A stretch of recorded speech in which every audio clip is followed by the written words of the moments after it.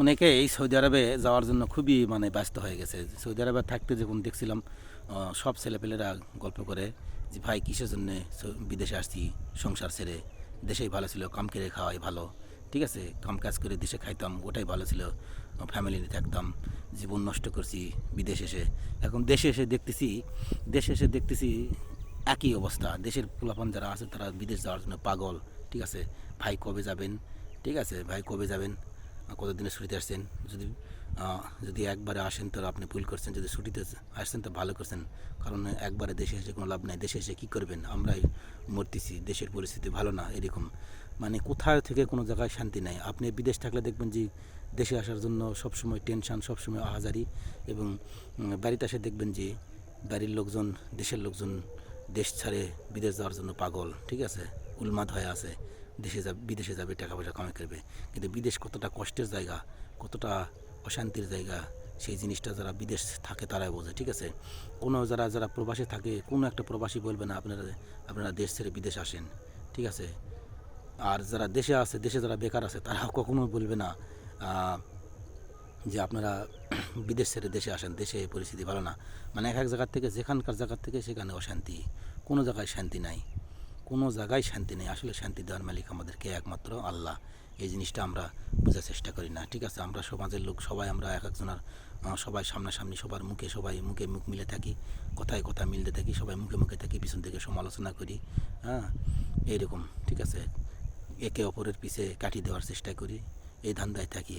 কারণ আমাদের দেশের পরিস্থিতি ভালো না। আমার দেশের দরিদ্র দেশ, মানুষ অভাবে স্বভাব নষ্ট বলে না, এই অভাবে স্বভাব নষ্ট হয়ে মানুষ এরকম হয়েছে। কে কার জমি ঠকে নিবে, কে কার জমি আলঠিনে নিবে, কে কার জমি 1 শতক বেশি নিতে পারবে, এইরকম অশান্তি, ঠিক আছে। কাজকাম করে ন্যায্য মূল্য নাই, আবাদ ফসল করে ন্যায্য পয়সা নাই। আবাদ ফসল করে বর্তমান 500 টাকা মন আলু, 500-700 টাকা মন আলু, 500 টাকা মন আলু বিক্রি করলে তার খরচের টাকা উঠাইতেই কষ্ট হবে, সে 500 টাকা মন আলু, হ্যাঁ। কাম করলে একটা দিনের মজুরি 500 টাকা, হ্যাঁ। 500 টাকাতে এখনকার একটা মানুষের একদিন বাজার চলে না, একদিন খাইতে পারে না। কারণ মানুষের যদি বাচ্চা কাচ্চা লেখাপড়া, একটা সন্তান যদি লেখাপড়া থাকে, 2জন মানুষ যদি থাকে, মোট যদি 4জন সদস্য হয়, কারেন্ট বিল টারেন্ট বিল সহ ওয়াইফাই বিল, ডিশ বিল, নানান কাহিনী আছে, এগুলো মিলে আপনি 500 টাকা রোজগার করে নিয়ে আসলে, 500 টাকা ইনকাম করে নিয়ে আসলে আপনার ফ্যামিলির একদিন কেন 24 ঘন্টার মধ্যে 6 ঘন্টা 12 ঘন্টা চলবে না, এই অবস্থা। এই জন্য বিদেশ যাওয়ার জন্য পাগল। বিদেশ যায় হয়তো 100 রিয়াল ইনকাম করবে দিনে, সেখানে হয়তো 3000 টাকা ইনকাম। কিন্তু বিদেশ যায় দেখবেন যে আপনার সবসময় ইনকাম নাই, সবসময় কাজ নাই, কাজ থাকে না সবসময়, একসময় কাজ আছে, একসময় কাজ নাই, এইরকম অবস্থা, ঠিক আছে। মাসে 10 দিন 15 দিন কাজ হয় না। তো এইরকম আমরা হয়তো 100 টাকা, 120-30 টাকা, 100 রিয়াল, 120 রিয়াল দিনে এরকম ইনকাম করছি, ঠিক আছে। এটা দেখে হয়তো মানুষ মনে করে 100 রিয়াল হলে মাসে 3000, বা 130 রিয়াল হলে মাসে 4000, এরকম হয়, ঠিক আছে। কিন্তু আসলে প্রতিদিন তো কাজ হয় না।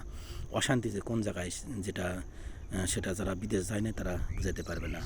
যারা বিদেশ যায় না যাওয়ার জন্য তারা পাগল হয়ে আছে, ঠিক আছে। কবে যাবে এরকম একটা চিন্তা ভাবনা, কিন্তু আমাদের মনের ভিতর তো আছে বিদেশটা কী, ঠিক আছে। যেই অশান্তি থেকে, যেই জাহান্নাম থেকে আমরা আসলাম, সেই জাহান্নামে কখনো ফিরে যাওয়ার কেউই মন চায় না, কারো মন চায় না। কিন্তু দেশের পরিস্থিতি দেখে, দেশে অভাব, দেশে এসে দেখি প্রচুর অভাব, ঠিক আছে। আপনি একটা কাজ করে খাবেন, সে কাজও ঠিক মতো নাই। আপনি একটা কৃষি কাজ করবেন, কৃষি কাজের মূল্যও ঠিক মতো নাই, ঠিক আছে। আপনি মজুরি দেখাবেন, সেই তার মূল্য নাই, কোনো জায়গায় কোনো মূল্য নেই। কোনটা কী করবেন, এমন অবস্থা, ঠিক আছে। আপনি সোশ্যাল মিডিয়া করবেন, সোশ্যাল মিডিয়া ভিডিও করবেন, বছর পর বছর করবেন, কাজ করে যাইতেছেন, বছর পর বছর ভিডিও করে যাইতেছেন, কোনো ফলাফল হইতেছে না। কোনটা খাবেন, কোনোটার দিকেই শান্তি নাই। তো সর্বশেষ একটা জিনিস হচ্ছে, শান্তি দেওয়ার মালিক একমাত্র আল্লাহ। এটাই হচ্ছে আমাদের শেষ কথা। কারণ দেশে আইন প্রতিষ্ঠা, দেশে কোরআনের আইন প্রতিষ্ঠিত হলে অবশ্যই দেশে শান্তি হওয়ার সম্ভাবনা আছে। সবাই ভালো থাকুন, সুস্থ থাকুন। আসসালামু আলাইকুম।